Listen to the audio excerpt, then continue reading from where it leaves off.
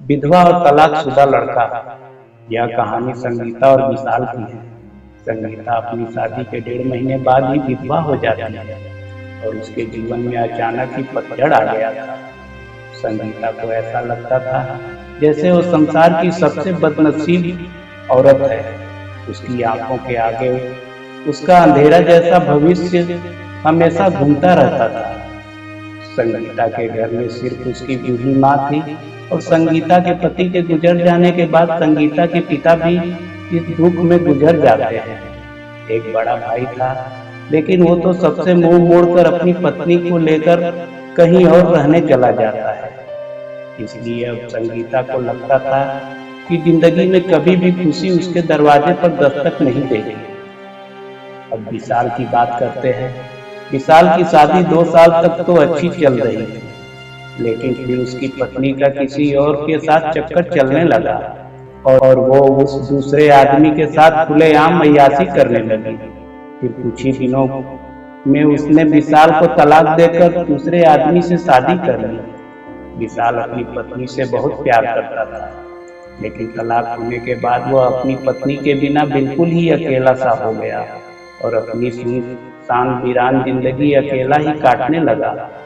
वह नहीं जानता था कि अब उसका भविष्य कैसा होगा, कभी वह फिर किसी से शादी कर पाएगा या नहीं। तभी एक दिन संगीता और विशाल दोनों ही किसी की शादी की सालगिरह में जाते हैं। संगीता की एक सहेली विशाल को जानती थी और उसी ने ही उन दोनों को मिलवाया। विशाल से मिलकर संगीता को अच्छा नहीं लगा, क्योंकि विशाल अपनी पत्नी के बारे में निगेटिव बातें कर रहा था और यह सुनकर संगीता को विशाल पर गुस्सा आ रहा था कि वह औरत के बारे में इतना गलत कैसे बोल सकता है। लेकिन बाद में उसकी सहेली माया ने बताया कि विशाल कितना दुखी लड़का है। वह अच्छे खासे पैसे कमाता है और उसके परिवार वाले भी बिल्कुल सीधे हैं, लेकिन फिर भी उसकी पत्नी ने दूसरे मर्द के चक्कर में इस बेचारे को धोखा दे दिया और अब विशाल दिन रात रोता रहता है। यह सुनकर संगीता का दिल भर आया। वो मन में सोचने लगी कि एक शरीफ लड़के को मैं बिना मतलब ही बुरा समझ रही थी। उसी दिन से संगीता के मन में विशाल के लिए एक प्रेम सा जाग गया। तभी कुछ ही दिनों बाद संगीता ने अपनी सहेली माया से कहा कि माया, मैं पता नहीं क्यों विशाल को चाहने लगी थी और मैं उसे पसंद भी करती थी। अगर माया तुम कुछ उपाय करके मेरी दोस्ती विशाल से करवा दे तो शायद मेरी जिंदगी संवर जाएगी। तो माया ने कहा, ठीक है, तू कहती है तो मैं किसी बहाने से विशाल को अपने घर बुलाती हूँ। मैं उसे तेरी सारी कहानी पहले ही बता दूंगी, फिर तू भी आ जाना, आगे तुम दोनों की किस्मत। तभी माया अपने जन्मदिन का बहाना करके विशाल को अपने घर बुलाती है और माया विशाल को संगीता की बीती हुई सारी बात बताती है और वो उसे ये भी बताती है कि शादी के 1.5 महीने में ही संगीता विधवा हो गई थी। विशाल को संगीता का ऐसा हाल देखकर उसे बहुत दुख होता है। तभी विशाल संगीता से मिलता है और उसे समझता है। वाकई में संगीता एक बहुत दुखी लड़की थी। अब विशाल ये तय कर लेता है कि वो संगीता का सहारा बनेगा। संगीता को भी विशाल दिल से बहुत ही पसंद था और दोनों ही बाहर मिलने लगे ताकि वो एक दूसरे को सही से समझ सके। एक दिन उन दोनों को ही एक दूसरे से बेहद प्यार हो गया और रात रात भर वो दोनों ही फोन पर चैटिंग भी करते हैं और कभी कभी फोन पर बातें भी कर लेते थे। विशाल बहुत ही रोमांटिक लड़का था। वो अपनी बातों से संगीता का दिल जीत चुका था। संगीता को भी विशाल के मुंह से अपनी तारीफ सुनना बहुत ही अच्छा लगता था। दोनों ही हर रविवार को मिलते थे, पार्क में घूमने जाते थे और कभी कभी रात को होटल में डिनर करने भी चले जाते थे। तभी एक दिन संगीता विशाल को अपने साथ अपने घर ले गई और उसे अपनी माँ से मिलवाया। विशाल ने जब संगीता की माँ के पांव छुए तो संगीता की माँ रोने लगी और विशाल का हाथ पकड़कर कहने लगी कि बेटा, मेरी बेटी का सहारा जरूर बनना और उसका साथ कभी मत छोड़ना। मेरे सिवा इसका कोई भी नहीं है। अब मेरा भी कोई पता नहीं कब उस भगवान का बुलावा आ जाए। अगर मैं मर गई तो मेरी जवान लड़की का क्या होगा। ये सुनकर विशाल की भी आंखों में आंसू आ गए और संगीता भी खूब रोने लगी। तभी विशाल ने कहा कि माँ जी आप बिल्कुल चिंता न करें, संगीता का मैं मरते दम तक साथ नहीं छोड़ूंगा और आपको भी कुछ नहीं होगा और आपकी बेटी का मैं जिंदगी भर ख्याल रखूंगा। यह सुनकर संगीता की माँ और संगीता को बहुत ही अच्छा लगा। तभी एक दिन दोनों पार्क में बैठे थे तो संगीता ने कहा कि विशाल तुम अपने घर वालों से मुझको कब मिलवाओगे। विशाल ने बात टाल दी और उससे प्यार भरी बातें करने लगा और कहा संगीता मैं तुम्हारे बिल्कुल नजदीक आना चाहता हूँ, बोलो तुम अपने करीब कब आने दोगी। लेकिन संगीता विशाल को अपने करीब आने से मना करती है, मगर फिर भी थोड़ा बहुत तो दोनों प्यार कर ही लेते हैं। तभी संगीता की सहेली माया ने संगीता के कान भरना शुरू कर दिए। उसने कहा कि संगीता लड़कों पर इतना और जल्दी भरोसा नहीं करते, तो सीधी सादी विशाल को अपनी माँ से भी मिलवाती। लेकिन विशाल ने तुझे किसी से मिलवाया, कहीं ऐसा न हो कि वो तुझे इस्तेमाल करके न छोड़ दे।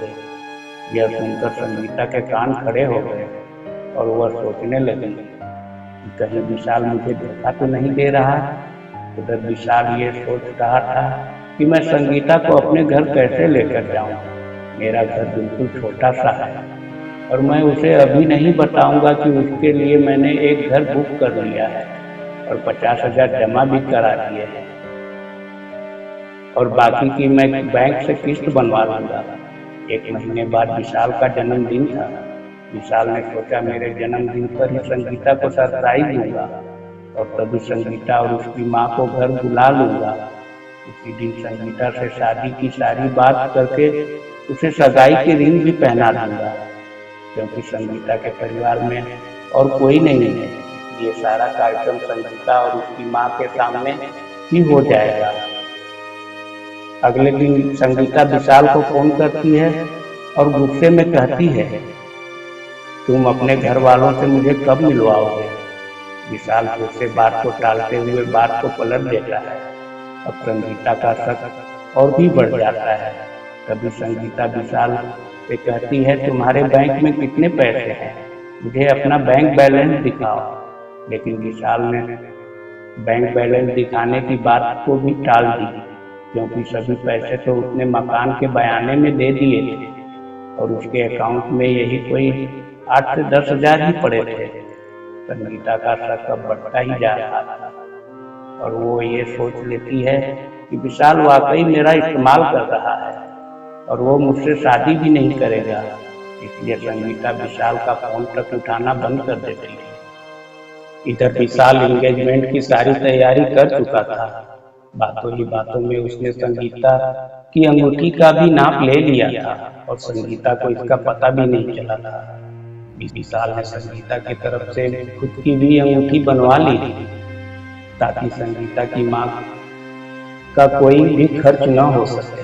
विशाल ने संगीता के लिए साड़ी और उसका सारा सामान खरीद लिया था और उसकी माँ के लिए भी एक सुंदर साड़ी खरीद ली थी।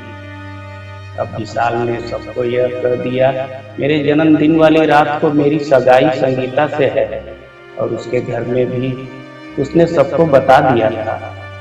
सारी तैयारी हो चुकी थी। तभी एक दिन विशाल ने संगीता को 3 बार कॉल किया, मगर संगीता ने उसका फोन गुस्से में उठाया और कहा कि क्या बात है, जल्दी कहो। विशाल ने कहा कल शाम को 5 बजे तुम और तुम्हारी माँ को मैं लेने आ रहा हूँ।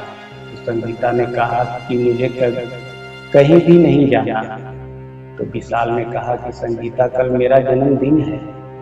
विशाल ये बताया, लेकिन फिर भी संगीता ने विशाल को जन्मदिन की बधाई भी नहीं दी। तभी संगीता ने सोचा कि जन्मदिन में चली जाती हूँ, इससे विशाल का पर्दाफाश भी हो जाएगा। अगली शाम संगीता और उसकी माँ तैयार हो जाती है और विशाल की गाड़ी में बैठकर उसके साथ चली जाती है। पूरे रास्ते संगीता ने विशाल से कोई बात नहीं की। उसे तो विशाल के रूप में एक धोखेबाज नजर आ रहा है। तभी जैसे ही संगीता विशाल के घर की दहलीज पर कदम रखती है, वैसे ही विशाल की माँ आरती की थाली लेकर आती है और संगीता को टीका लगाकर उसकी आरती उतारती है। यह देखकर संगीता हैरान रह जाती है। तभी वो भी विशाल की माँ के पांव छूती है।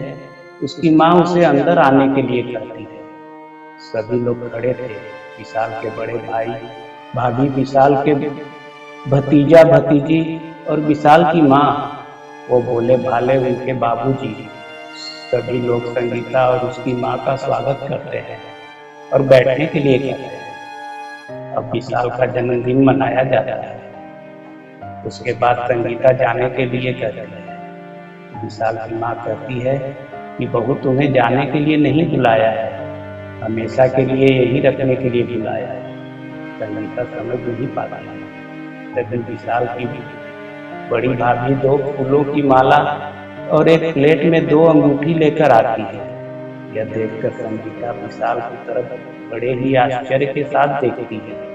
तभी विशाल एक अंगूठी संगीता के हाथ में रख देता है और कहता है, आज हमारी एंगेजमेंट है संगीता, और इस बात के लिए मैं तुम्हें सरप्राइज करना चाहता था।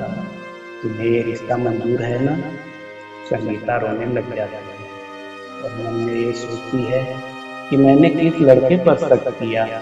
विशाल ने नए मकान के कागज भी संगीता के हाथ में रख दिए और कहा कि संगीता, ये मकान मैंने तुम्हारे लिए लिया है, क्योंकि हमारा ये घर थोड़ा छोटा है ना, इसलिए संगीता की आंखें अब अपने आंसुओं को रोक नहीं पा रही। कभी संगीता ने मकान के कागज अपनी सास के हाथ में रखते हुए कहा कि माँ जी, मुझे तो इसी घर में रहना है आपके साथ, मुझे नया मकान नहीं चाहिए। इस बात से घर के सभी लोग खुश हो जाते हैं। तभी विशाल कहता है कि संगीता, तुम्हारी माँ भी हमारे साथ ही रहेगी, भला वो अकेली कैसे रह पाएंगी। ऐसा करते हैं, जो मकान मैंने लिया है वो पास में ही है, माँ को तुम वहीं शिफ्ट कर दो ताकि तुम अपने दोनों माँ को संभाल सको। अब सब कुछ ठीक हो गया था। कहा संगीता एक शख्स की वजह से सब खत्म करने जा रही थी। ये गलती उसे बहुत महंगी पड़ने वाली, मगर संगीता ने विशाल के घर जाकर अच्छा किया।